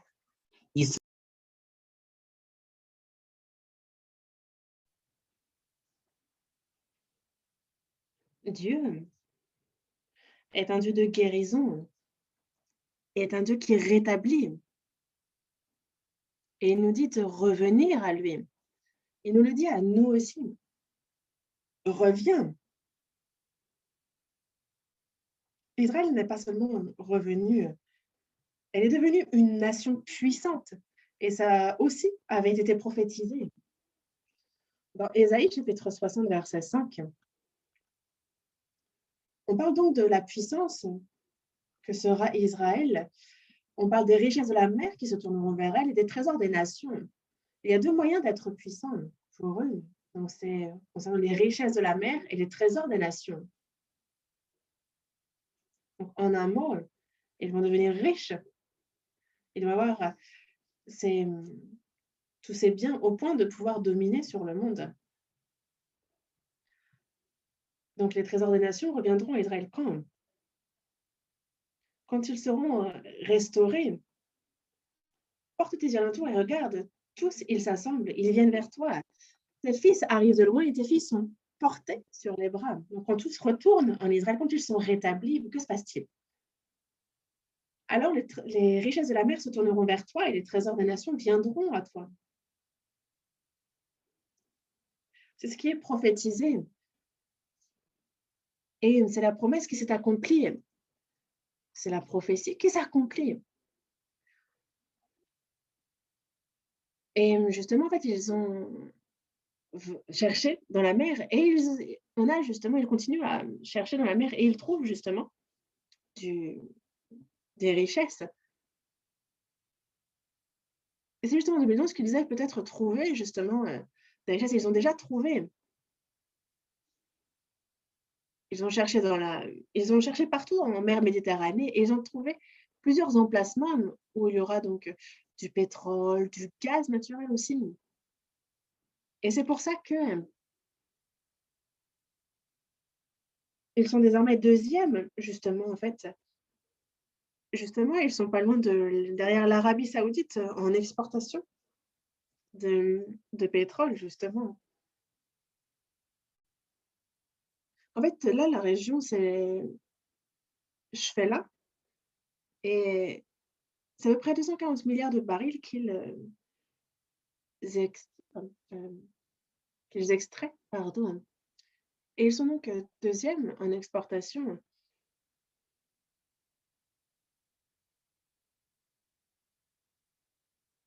Et en fait, si on compte pas seulement cette région, mais aussi tous les gaz, les pétroles, ils sont vraiment numéro 1. 지금은 다 개발했습니다. 이미 뽑아내고 있어요.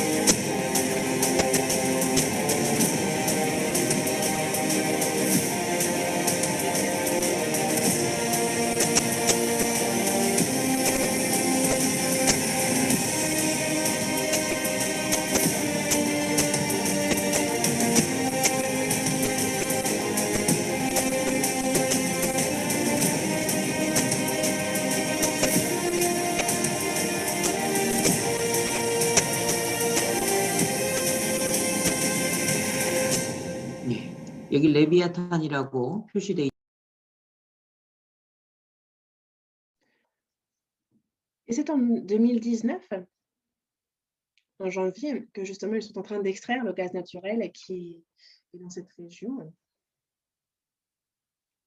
Et donc, ce sont les prophéties concernant Israël qui s'accomplissent. En fait, on a aussi de la mer Morte en Israël et la mer Morte est assez, spéciale. En fait, on a l'Hermon, c'est, un mont qui s'élève à 2 760 mètres et donc en fait, il y a des glaces, des neiges éternelles, mais lorsque c'est une partie de la glace fond, alors, ça descend jusqu'au au lac de Galilée et donc tout se réunit dans le lac de Galilée et le lac de Galilée justement après, coule le long du Jourdain et donc on a des poissons dans le lac de Galilée, mais une fois qu'on descend le Jourdain, ensuite on arrive, dans la mer Morte. Mais la mer Morte se caractérise par, justement le fait qu'elle soit 400 mètres en dessous du niveau de la mer et donc il n'y a pas de il n'y a pas, de sortie à cette, mer-là et le taux de salinité est très élevé. Vous avez ici la mer Morte avec un taux de salinité très élevé. Regardez combien elle est blanche, au point que d'ailleurs, même sans nager, vous pouvez flotter. Vous flottez sans rien faire. On ne peut pas se noyer dans la mer Morte et même si vous ne savez pas nager, vous pouvez, heu, vous baigner. Mais elle a un secret.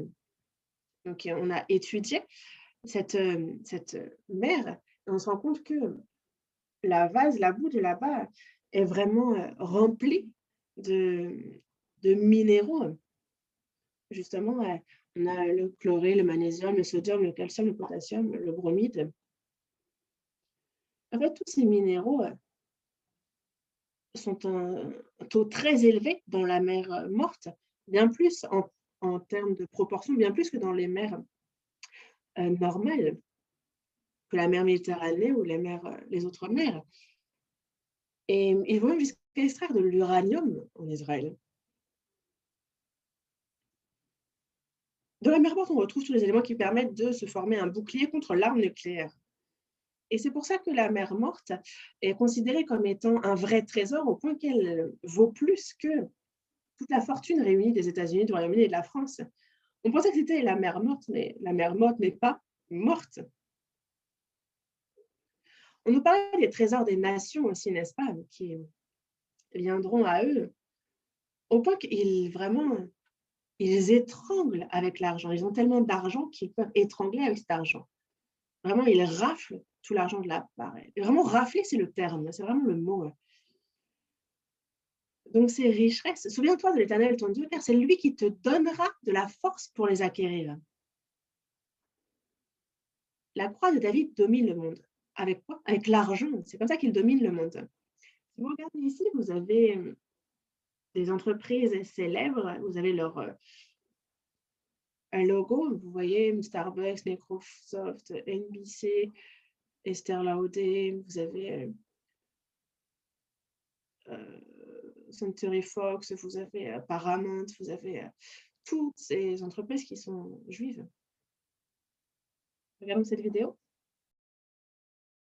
노벨 평화상을 받은 미국의 전 국무장관 헨리 키신저, 그리고 미국의 경제 대통령으로 불리는 앨런 그린스판, 세계 영화계를 움직이는 마이다스의 손 스티븐 스필버그. 이들의 공통점은 모두가 유대인이라는 것이다. 무엇보다 유대인의 경제적 성공은 그야말로 놀랄만하다. 세계적으로 유명한 기업들 가운데 유대인이 설립했거나 경영을 맡고 있는 곳은 일일이 헤아릴 수 없을 정도이다. 심장부인 헐리우드를 움직이는 것은 다름 아닌 유대인이다. 워너 브라더스를 비롯해서 파라마운트, 그리고 20세기 폭스 등 헐리우드의 주요 영화사 대부분을 유대인이 만들었다. 전 세계 영화의 85%를 만들어내는 꿈의 공장 헐리우드는 실제로 유대인이 움직이고 있는 것이다.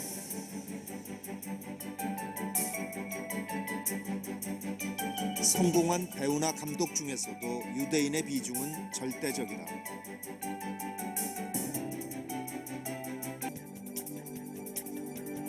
그뿐이 아니다.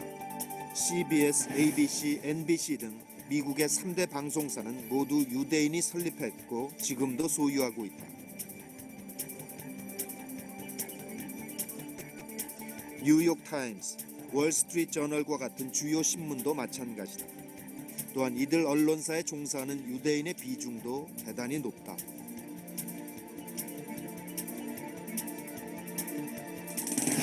2003년 미국의 경제 전문지 포브스가 조사한 바에 따르면 유대인이 설립했거나 경영하고 있는 유대계 기업이 미국 내 30대 기업 중 무려 12개나 된다.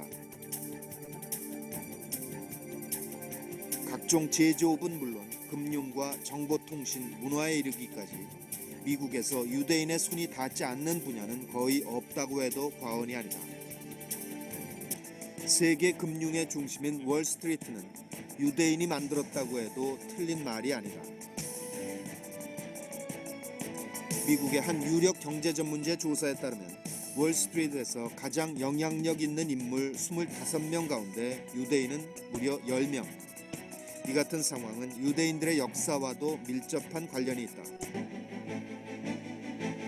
전 세계에 걸쳐 있는 이른바 유대 네트워크는 다이아몬드 산업에만 존재하는 것이 아니다. 나라를 잃어버린 이후 전 세계로 흩어졌지만 유대인들은 오히려 어떤 민족보다 강한 결속력으로 맺어져 있다.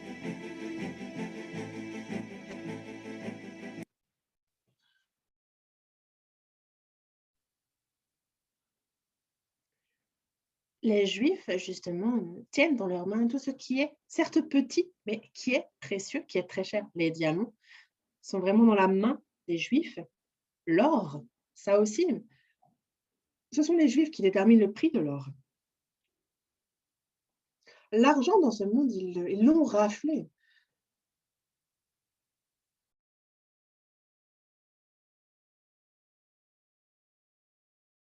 Et il est dit aussi qu'ils deviendront justement la tête.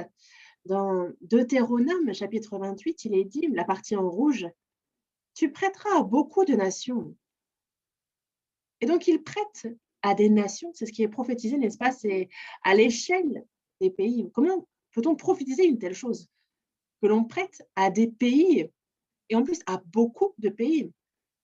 Il faut avoir beaucoup d'argent pour pouvoir prêter à un pays, et en plus à beaucoup de nations, il faut être très riche. Vous-même, vous voulez peut-être avancer 100 euros, 200 euros à votre voisin, et encore, c'est compliqué. Mais le peuple d'Israël, lui, il prête à beaucoup de nations. Regardons ce qui est en rouge. L'Éternel fera de toi la tête, et tu seras toujours en haut. Et donc, ça a été prophétisé, et c'est arrivé. Ils sont intelligents. Ils ont aussi ce don de gagner, pour gagner de l'argent. Ils ne représentent que 0,2% de la population mondiale, mais 22% des prix Nobel. Récemment, vraiment, ils raflent les prix Nobel. Les Juifs sont vraiment des habitués. Ils collectionnent les prix Nobel. George Soros, Bill Gates. Vous connaissez ces noms, n'est-ce pas? Ils sont très connus, mais la majorité sont juifs. Steven Spielberg est juif, Einstein est juif, Freud, Marx, tous sont juifs. 18 000 juifs contrôlent parfaitement le monde. Avec quoi? Avec l'argent, c'est par l'argent. Ils font de même pour les États-Unis. Vraiment, et c'est eux qui décident. Et c'est avec l'argent qu'ils exercent leur lobby. Et justement, il est arrivé aussi qu'ils prêtent justement à la France également. En Corée également, ils ont prêté à la Corée du Sud lors de la crise de l'IMF, du FMI.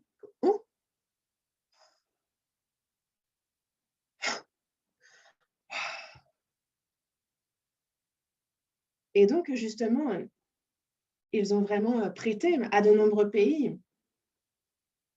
Et justement, voilà.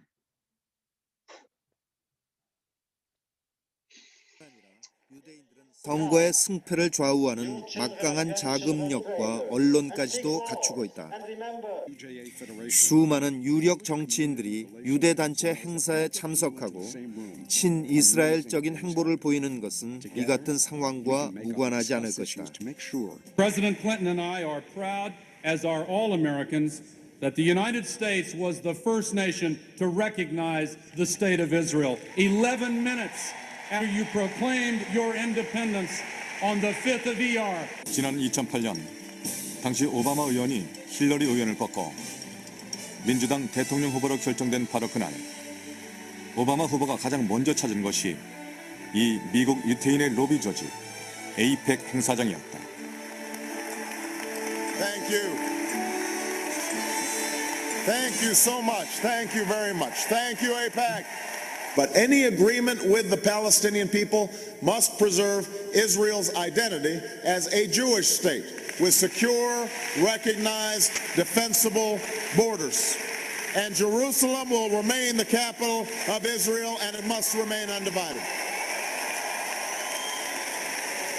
Speak to you today as a lifelong supporter and true friend of Israel. I came here to speak to you about where I stand on the future of American relations with our strategic ally, our unbreakable friendship, and our cultural brother, the only democracy in the Middle East, the State of Israel.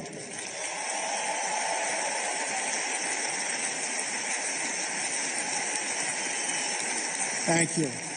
When I'm president, believe me, I will veto any attempt by the UN to impose its will on the Jewish state. It will be vetoed 100%. I love the people in this room. I love Israel. I love Israel. I've been with Israel so long in terms of I've received some of my greatest honors from Israel. My father before me, incredible. My daughter Ivanka is about to have a beautiful Jewish baby.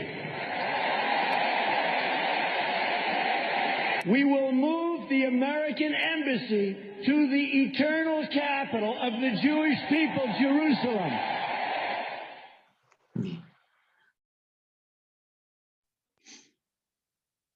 Les politiciens, justement, se font bien voir des Juifs et c'est nécessaire. Ils se font pro-juifs et ils le montrent, ils font des courbettes. Pourquoi? C'est des questions d'argent.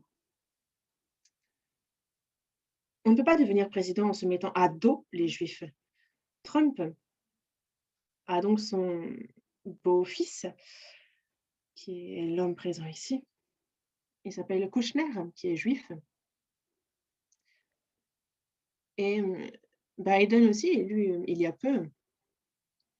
Regardez ce qui est écrit en anglais. Il se considère comme étant justement ami d'Israël. En fait, il est justement à l'avenir aussi. Les présidents américains ne peuvent qu'être amis des Juifs.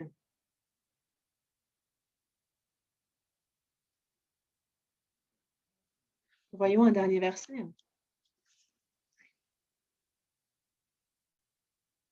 Hébreux, chapitre 3. Hébreux, chapitre 3, verset 8. Hébreux, chapitre 3, verset 7. Hébreux, chapitre 3, verset 7 et 8.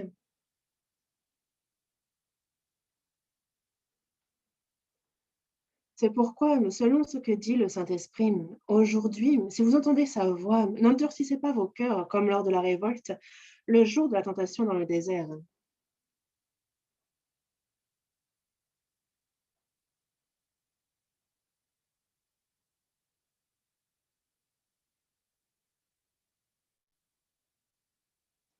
Voyons le verset 15 aussi. Pendant qu'il est dit: «Aujourd'hui, si vous entendez sa voix, n'endurcissez pas vos cœurs comme lors de la révolte». 음성을 들으면 마음 Quand on entend la voix de Dieu, il faut donc écouter. Chapitre 4,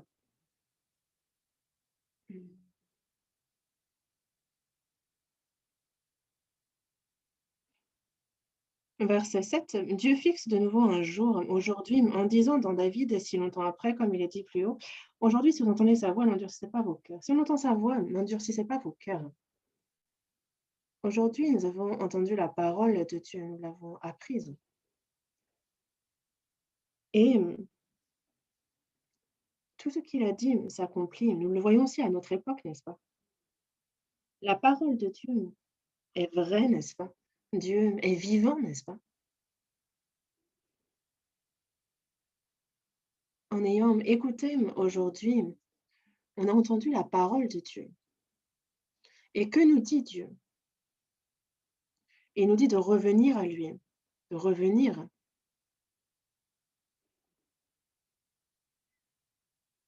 Parce que celui qui revient à l'Éternel, justement, il nous dit bien qu'il faut le chercher, car alors il faut retourner à lui, parce qu'à ceux qui retournent à lui, il les reçoit et il leur donne la rétribution, comme c'est la promesse qu'il leur a faite. Et nous, aujourd'hui, nous avons appris sur ce surprenant Dieu. Ce Dieu auquel nous souhaitons croire, justement, c'est vraiment ce Dieu surprenant. Il a rétabli le peuple d'Israël après les avoir détruits. Et comme il l'a fait pour Israël, en fait, nous aussi, il nous appelle à revenir à lui. Et si nous avançons vers lui, alors Dieu, de son côté, va nous bénir de la vie éternelle et être avec nous constamment. C'est la promesse qu'il nous a faite. Quand nous entendons la parole de Dieu, il ne faut pas endurcir notre cœur. Prions. Dieu, merci. Tu nous annonces à l'avance ce que tu as prévu et en ton temps, lorsque tu l'as décidé, cela s'accomplit. Nous te remercions, Dieu, de nous en montrer l'accomplissement et toutes les preuves. À travers justement la chute et le rétablissement d'Israël, nous avons appris combien ta parole est vraie. Et aussi, nous avons entendu ta voix. Tu nous appelles, Dieu, et cette voix qui nous appelle, aide-nous pour que notre cœur ne rejette pas ton appel et que notre cœur soit grand ouvert. Et dans les prochains sermons aussi, fais-nous entendre ta parole et guide-nous sur la voie du salut. Nous avons prié au nom du Seigneur Jésus. Amen.